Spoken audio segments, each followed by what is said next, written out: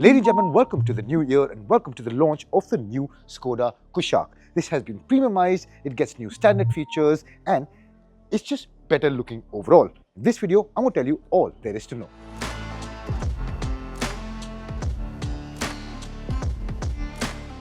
Alright, now let's start with the design, and as you guys can see, it maintains the similar silhouette to the outgoing model, but of course there are hints of the new design language which obviously make it a premium affair. You start at the front and now you see you get this running LED strip which runs across the entire width of the front grille. Over that you also have a slightly revised front bumper, and the overall front fascia now looks quite elegant. It's even better looking and it's definitely going to be in your face when you see it in your rear view mirror. Along with that, what Skoda says is that they have upgraded the alloy wheel designs. Now all the variants, which are the Signature, the Prestige and the Classic, along with the Monte Carlo, all of them get different alloy wheel design. In the base variants you get 16 inches, here you see 17-inch alloy wheels. Now of course, we'll show you some pictures of the Monte Carlo, which will be on your screen right now. And overall, this goes with an elegant, nicely premiumized look of the new Kushaq, and with the Monte Carlo, I think they've stepped it up with the meanness. Now, moving further back, you see chrome accents all over, which are well complementing the Shimla Green color palette which you have here. And no one will ever complain that the Skoda Kushaq was a bad looking vehicle, while this has just made it better. And when you step to the back, of course, you still get the wraparound style LED lamps. Here, what they've done is now they've become a one-piece LED strip running the width of the rear fascia. And one thing I really like is the fact that the Skoda logo has been embossed inside the rear tail lamp, and it also glows bright red, which is a neat touch. Now, of course, let's step inside so I can show you what else has changed. Now, you step inside and you'll of course be greeted to a familiar design language. However, there are things which really spruce up the premium aesthetic which Skoda is going for. Let's start with the entertainment screens. Now, you get twin 10.25-inch screens for the infotainment as well as the digital instrument cluster. Now, over that, what I can also see is that the graphics have also been improved. It's crisper, it looks much sharper, and it gives that premium effect which you'll only find in SUVs probably from a segment above.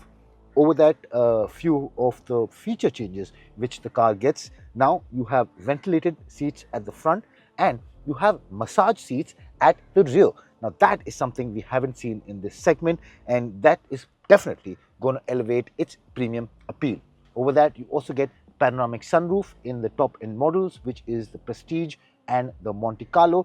However, you also get a sunroof starting from the base model itself. In fact, there are a few changes which have come in the base model. Let me just take you through them. Now you get LED lights all around from the base model. You get a sunroof from the base model. You get alloy wheels from the base model, which I mentioned. You get 16 inches in the base model and 17 inches in the top end Prestige and Monte Carlo. You get rear defogger and rear wiper in the base model itself. You get auto AC and you get auto wipers as well. And over that, you also get auto dimming IRVMs right from the base model itself. Now, let's go check out the rear seat and see what the changes there are like. Well, not much has changed. If you go for the aesthetics or the design, you still get the light colored fabric and it still looks premium. It gives you that spacious feel. However, there is a very crucial feature difference, which is that you now get massaging function in both sides of the rear seat. Just switch this on and the massage seats function starts. Well, I think this will be a much more comfortable journey for anyone seated at the back row. Along with that, you also get Type-C charging points, you get the rear AC vents, you also get a large armrest with cup holders, and of course with the panoramic sunroof, the light colored fabric and the large glass house area. This is a spacious car and also looks like it. Now let's step out. Let me tell you about the mechanical updates which have come about. Well, in terms of mechanical updates, the changes are minimal, but I think they are pretty crucial. You still get the 115 bhp 1 litre TSI unit and the 150 bhp 1.5 litre unit. However, instead of the 6-speed automatic, both engines will now get the 8-speed gearbox, and that is a first for this segment as well. And 1-liter unit with an 8-speed automatic, well, that is something which will appeal to a lot of people, especially if they're in it in order to get some efficiency out of these engines. And along with the feature changes and the added premiumness, this will also be slightly more efficient than before. So ladies and gentlemen, what do you guys think of the updated Skoda Kushaq? What are the changes that you like about it? What do you think about the rear massaging units? Tell us in the comment section down below.